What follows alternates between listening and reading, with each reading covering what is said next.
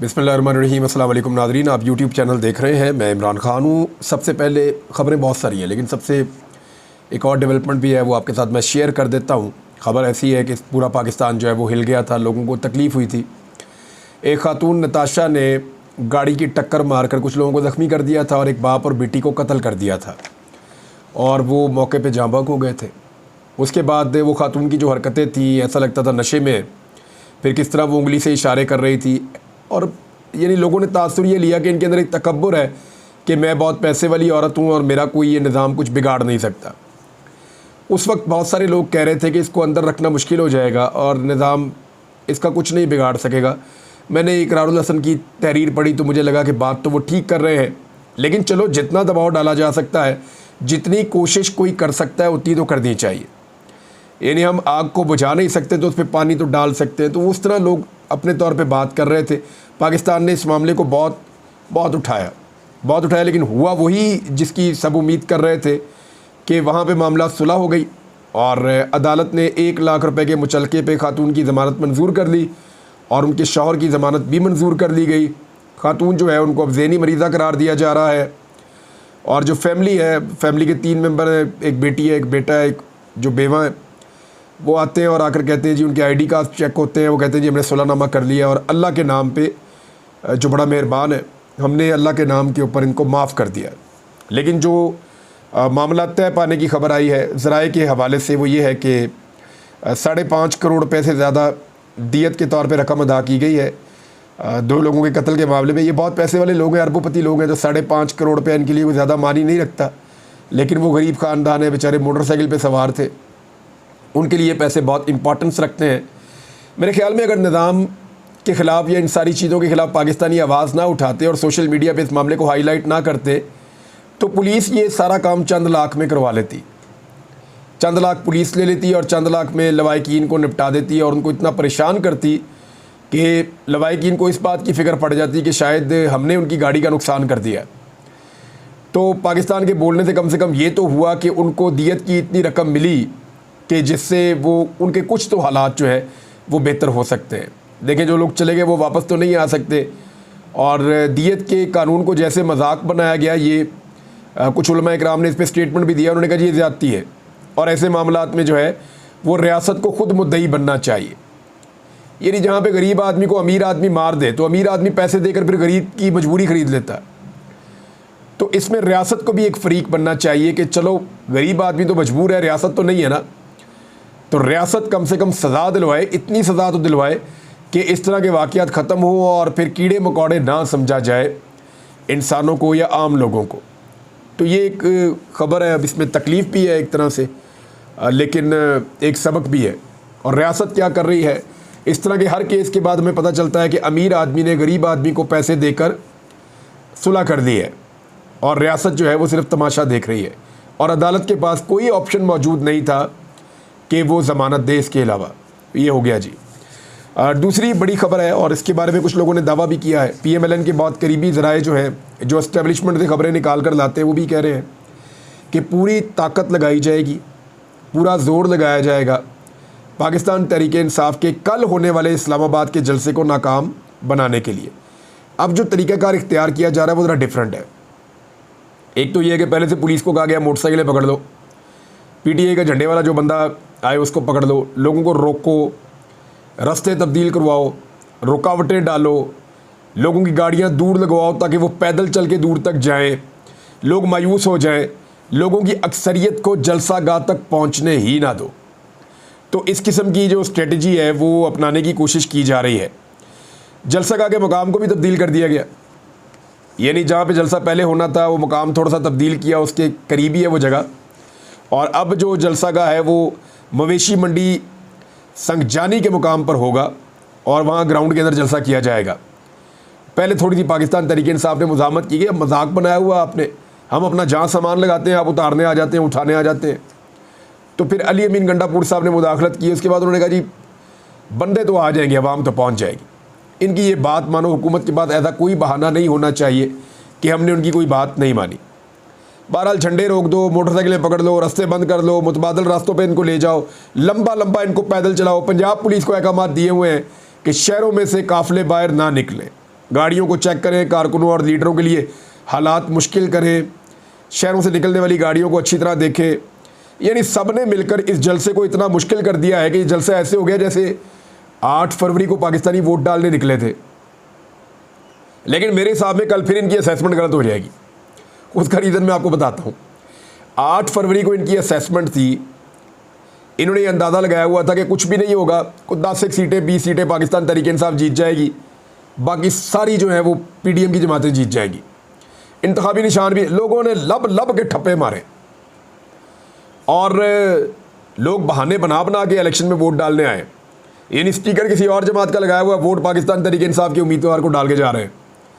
लोग बड़े समझदार हैं, उन्हें घर से निकलना भी आता है, जलसागाह तक पहुंचना भी आता है। जो लोग पोलिंग स्टेशन तक पहुंच गए, इतनी कड़ी निगरानी में अंदर तक पहुंच गए, वो जलसागाह तक नहीं पहुंच सकेंगे। यहाँ पे तो अदालती अहकामात भी हैं, तो लोग जलसागाह तक पहुंच जाएंगे। मेरे ख्याल में इतनी सारी रुकावटें डाल के ना लोगों को एक मरतबा फिर चैलेंज किया जा रहा है कि लोगों को रोका जाए किसी तरह। और पाकिस्तानी जो है वो हर दफ़ा चैलेंज कबूल करते हैं। इमरान खान साहब के साथ इनकी एक वाबस्तगी पैदा हो गई है, तो लोग आएंगे। अब पाकिस्तान तहरीक-ए-इंसाफ के लिए एक टेस्ट भी है। इमरान खान साहब अंदर है और इमरान खान साहब की आज़ादी की तहरीक चल रही है। अब इमरान खान साहब को बाहर लाना है तो पब्लिक की ताकत शो करनी पड़ेगी। अच्छा, इस जलसे के खिलाफ जो मुबैना तौर पे 3 प्रोपेगेंडा हो सकते हैं, वो तीनों मैं आपको बता देता हूँ। नंबर 1, इतनी रुकावटें डालो कि जलसागाह में बंदे कम पहुँचे और जलसागाह की फुटेज बना के अपने एंगल से, तो ये कहेंगे जलसा खाली है, लोग निकल गए, पाकिस्तान तहरीक-ए-इंसाफ के पास कोई पॉपुलैरिटी नहीं है, ये वो पूरा बयानिया कर देंगे। लेकिन दूसरी सूरत में अगर जलसागाह भर गई, ज़्यादा लोग आ गए, तो फिर ये कहेंगे कि जनाब ये तो खैबर पख्तूनख्वा से आया हुआ क्राउड है।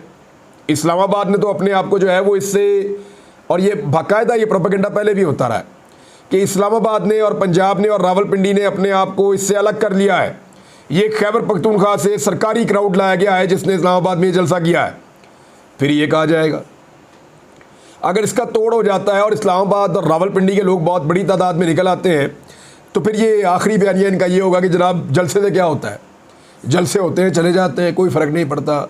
होना तो जो है वो अदालत में होना है, फैसला तो एस्टेब्लिशमेंट ने करना है, और एस्टेब्लिशमेंट अभी इमरान खान को छोड़ने के मूड में नहीं है, जैसे ये कहते हैं हमेशा। तो इस किस्म के बयानिया बनेंगे। लेकिन याद रखिएगा, ये आपको कोई भी कहे कि इससे फ़र्क नहीं पड़ता तो ये झूठ है। किसी भी सियासी जमात के मौक़िफ़ को तस्लीम कराने के लिए उनके पास जो सबसे बड़ा हथियार या टूल होता है वो अवामी ताकत होता है। अवाम की ताकत जिस पॉलिटिकल पार्टी के साथ हो वो अपना मौक़िफ़ मनवा लेती है। अब इस वक्त जो है वो डिपेंड पाकिस्तान तहरीक-ए-इंसाफ किस पर कर रही है। एक तो तहरीक-ए-इंसाफ से काफ़िले आ रहे हैं और बहुत बड़ी तादाद में आ रहे हैं। तहरीक-ए-इंसाफ की खैबर पख्तूनख्वा में मैंने तैयारियों के हवाले से पता किया है, इन्होंने बड़ी मशीनरी तैयार की हुई है, क्रेनें तैयार की हुई हैं, डोजर तैयार किए हुए हैं, और इन्होंने आंसू गैस से बचने के लिए जो है वो फायर ब्रिगेड की गाड़ियाँ तैयार की हुई हैं। पता नहीं क्या कुछ बड़ी मशीनरी लेके ये लोग आ रहे हैं। फिर अली अमीन गंडापुर साहब के साथ एक बड़ा क्राउड है। फिर हर जो MNA MP है वो अपने साथ अपने लोगों को लेकर आ रहा है। फिर आम लोग खैबर पख्तूनख्वा से अलग आ रहे हैं। तो खैबर पख्तूनख्वा से तो बहुत बड़े काफ़िले आकर इस्लामाबाद से टकराएंगे। दूसरा जो है वो रिस्पॉन्सिबिलिटी जो ज़्यादा बनती है वो जिन इलाकों की बनती है, वो उनमें ख़ास तौर पे जेलम, अपर पंजाब के जो इलाके हैं, इनमें जेलम है, गुजरात है, चकवाल है, अटक है, रावलपिंडी है, इस्लामाबाद है, मरी है, टैक्सला है, चक्री है। इन सब का जो है बड़ा अहम रोल है, ख़ास तौर पे रावलपिंडी और इस्लामाबाद का। इस्लामाबाद के अंदर क्योंकि जलसा हो रहा है तो इस्लामाबाद को ये प्रूव करना पड़ेगा कि आधे से ज़्यादा जलसा इस्लामाबाद के लोगों ने भरा है। और देखिए, इस्लामाबाद के जो शहरी हैं या रावलपिंडी के शहरी हैं, उन्होंने अपनी बहादुरी से और अपनी पॉलिटिकल विजडम से, अपने शऊर से ये साबित किया बार बार कि वो ताकत के सामने सरदुंगू नहीं हो रहे, वो अपने मौक़िफ़ के साथ डटकर करें। लोगों ने बड़ी गिरफ्तारियां दी हैं, बड़ी कुर्बानियां दी हैं, लेकिन यहाँ के लोग टले नहीं हैं। ये रैलियां निकालते हैं, हर हफ्ते निकालते हैं, बड़ी बड़ी रैलियां निकालते हैं, उनकी वीडियोस बना के डालते हैं, और आपको आज रात तक ये रैलियां नज़र आना शुरू हो जाएंगी। आपको नज़र आएगा कि बहुत बड़ी तादाद में सोशल मीडिया पे इन इलाकों में लोग निकल रहे हैं। फिर आप सेंट्रल पंजाब में आ जाएँ, वो तो बहुत बड़ा इलाका है, और वहाँ से निकलने के लिए पाकिस्तान तहरीक-ए-इंसाफ के पास एक स्ट्रेटजी है, जो मैं आपको कल, ये जब जलसा होगा पाकिस्तान तहरीक-ए-इंसाफ का, कल सुबह वाला जो वीलॉग हो उसमें बताऊंगा, क्योंकि तब तक वो स्ट्रेटजी हो चुकी होगी। तो बड़ी ज़बरदस्त स्ट्रेटजी है पाकिस्तान तहरीक-ए-इंसाफ की कि लोगों को सेंट्रल पंजाब से कैसे लेकर आना है जलसागाह में। लोग क्यों आए इस जलसे में? इसकी दो तरह की वजूहत है। एक वो है जो इमरान खान साहब ने बताई है, दूसरी वो है जो ग्राउंड रियलिटी है। इमरान खान साहब ने जो वजूहत बताई उनमें एक ये है कि मैंडेट की वापसी करनी है, जो चोरी कर लिया मैंडेट वो वापस लेना, जलसे का मकसद एक ये है। दूसरा उन्होंने कहा जी कब्ज़ा ग्रुप ने जो मुल्क के ऊपर कब्ज़ा किया हुआ है उसको हकीकी आज़ादी दिलवानी है, दो हो गए। तीसरा इमरान खान साहब ने कहा कि अदलिया की आज़ादी के लिए हमें आवाज़ उठानी है। ये तीन चीज़ें। लेकिन ग्राउंड रियलिटीज़ में लोगों को किस बात का गुस्सा है, लोग क्यों आएंगे? देखिए मैंडेट की तौहीन हुई, लोगों ने वोट किसी और को डाला, शक्लें कोई और आके बैठ गई, लोगों को गुस्सा है, लोग वो गुस्सा निकालना चाहते हैं। पीटीआई के साथ वाबस्तगी इसकी एक और बड़ी वजह है, महंगाई जितनी बड़ी है और जो वादे करके ये लोग आए थे वो पूरे नहीं किए, तो उससे बहुत मायूसी हुई है। वो मायूसी और बढ़ती हुई महंगाई वो लोगों को लेकर आएगी। इमरान खान की हमदर्दी, जितना जुल्म और ज़्यादती इमरान खान साहब के साथ हुआ है या उनकी एहलिया के साथ हुआ है या उनकी पार्टी के लोगों के साथ हुआ है, बदस्तूर हो रहा है, उसकी वजह से लोग बहुत बड़ी तादाद में, एक हमदर्दी का भी एक कार्ड है, यानी 8-9 कार्ड होते हैं पाकिस्तान की पॉलिटिक्स में किसी भी पार्टी के बाद, इमरान खान के बाद 9 के 9 कार्ड मौजूद हैं। तो जनाब ये भी हमदर्दी भी है। फिर पीटीआई से वाबस्तगी की मैंने आपको कहा एक वजह है, और जो हुकूमत की पॉलिसियाँ हैं उनसे मुकम्मल मायूसी है आवाम को, और मायूसी की इंतहा ये है कि 94% पाकिस्तानी पाकिस्तान छोड़ के जाना चाहते हैं। मायूसी की इंतहा ये है कि 94% पाकिस्तानी कह रहे हैं कि हमें ज़रूरतें ज़िंदगी की जो चीज़ें जो हम ख़रीदते हैं वो ख़रीदने में भी मुश्किलात पेश आ रही हैं। तो ये है जनाब जलसे में आने की वजूहात। अभी देखते ये है कि पाकिस्तान तहरीक-ए-इंसाफ स्ट्रेटजी को आगे कैसे बढ़ाती है।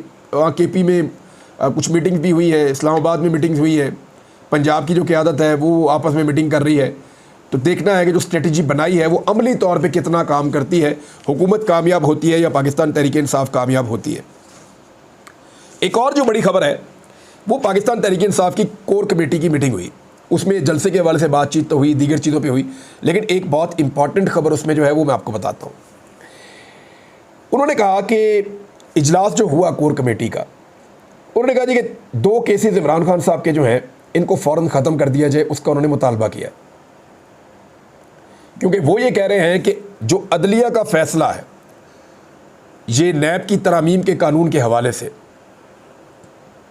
जो उनको मंजूर कर लिया अदलिया ने तरामीम को, तो उस फैसले के बाद कोर कमेटी ने कहा जी इमरान खान के ख़िलाफ़ जवाज़ ख़त्म हो गया है, नंबर 1 तोशाखाना केस रखने का, नंबर 2 अलकादर ट्रस्ट केस रखने का। ये दोनों केसेस अब ख़त्म हो गए अमली तौर पे। उन्होंने कहा नैब के दायरा इख्तियार से केस निकल कर गैर मुअस्सर हो चुके हैं, लिहाजा इन केसेस से अब जान छुड़ाई जाए और इमरान खान साहब पे ये केस चलाने की बजाय इनको फिल फौर ख़त्म कर दिया जाए। और रह गया वो 9 मई का एक मुकदमा जिसमें इमरान खान साहब जुडिशल है, तो फिर इमरान खान साहब की बेल हो जाएगी। अगर मज़ीद मुकदमे ना डाले गए तो ये याद रखिएगा, अगर मज़ीद मुकदमे ना डाले गए तो फिर इमरान खान साहब की 9 मई में बेल हुई तो वो बाहर आ जाएंगे। अच्छा, एक और खबर ये है कि फजलुर रहमान के सामने हुकूमत बिल्कुल लेट गई है और फजलुर रहमान साहब को अब तक की सबसे बड़ी ऑफ़र करवा दी गई है। ऑफ़र में आपको बताया तो उनके पास टोटल 8 MNAs हैं। 8 MNAs के साथ फजलुर रहमान साहब को 6 उनके MNA, 2 मखसूस नशस्तें हैं, तो 6 उनकी जीती हुई सीटें हैं। तो उन 6 जीती हुई सीटों पे 4 वजारतें वफाक में फजलुर रहमान साहब को ऑफ़र कर दी गई। इतनी बड़ी रेशो से कभी किसी को वजारतें ऑफ़र नहीं की गई, इतनी बड़ी ऑफ़र है फजलुर रहमान साहब के पास। और इस पार्टी के हर बंदे को एडजस्ट करने की यकीनदारी करवाई गई कि हर बंदे को किसी बेहतर जगह पे एडजस्ट करेंगे ताकि हर बंदा अपनी मर्ज़ी के मुताबिक मौज मस्ती कर सके। इतनी बड़ी ऑफ़र है। और साथ में इस ऑफ़र के अंदर क्या शामिल है कि बलूचिस्तान की हुकूमत का आपको हिस्सा बनाएंगे, वहाँ पे आपको वजारतें भी देंगे और अहम तरीन ओहदे भी देंगे, हिस्सा मिलेगा आपको। और तीसरी पेशकश ये है कि गवर्नर खैबर पख्तूनख्वा भी फजलुर रहमान साहब का होगा। तो अब ये बहुत बड़ी ऑफ़र है। देखना यह है कि फजलुर रहमान साहब इस पर हाँ करते हैं या ना करते हैं, लेकिन ऑफ़र उनके पास मौजूद है। और इसी ऑफ़र के माहौल में पाकिस्तान पीपल्स पार्टी ने अपने तमाम अरकान को कहा कि पहुँचो इस्लामाबाद, अगले हफ्ते तमाम लोग इस्लामाबाद में यकीनी तौर पे मौजूद रहें। अब पीपल्स पार्टी अपने बंदे बुला रही है, PMLN ने भी कह दिया बंदे सारे वहाँ पहुँचो। जो लोग बाहर मुल्क में ट्रैवल कर रहे हैं उन सबको भी कह दिया कि पाकिस्तान पहुँचो, फ़ौरन कानून साजी करनी है। सादा कानून साजी के लिए इतने सख्त ऑर्डर्स नहीं दिए जाते, वो हो जाती है। ये 2 तिहाई अक्सरियत पूरे करने के चक्कर में लगते हैं शायद। और अभी भी काजी फ़ायद ईसा साहब की रिटायरमेंट में 49 डेज़ बाकी हैं। आज का दिन अगर हम डालें तो 49 डेज़ बाकी हैं, 49 दिन, 1 कम 50।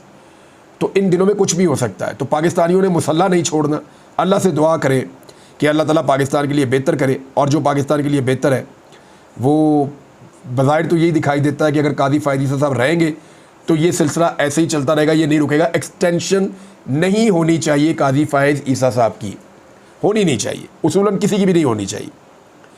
तो क्या फजलुर रहमान साहब साथ देंगे, ये सवाल मज़ीद पैदा हो जाता है, क्योंकि तमाम लोग अपने अरकान असम्बली को हदायत दे के वहाँ पहुँचा रहे हैं।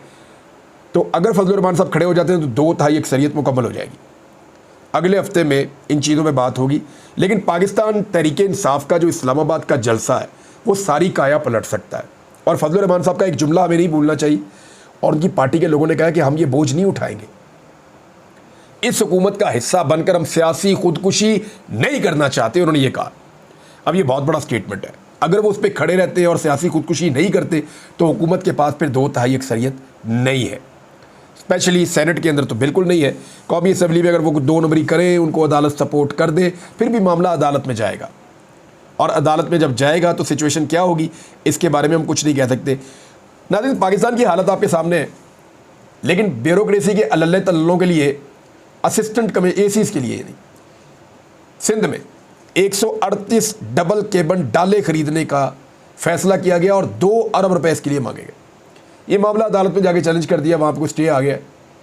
लेकिन आप ज़रा एक लम्हे के लिए सोचें, गरीब मुल्क है और हर ऑफिसर को 1.5 करोड़ की गाड़ी चाहिए, छोटी मोटी गाड़ी, इनको बुलान कैरी डब्बे लेकर दें।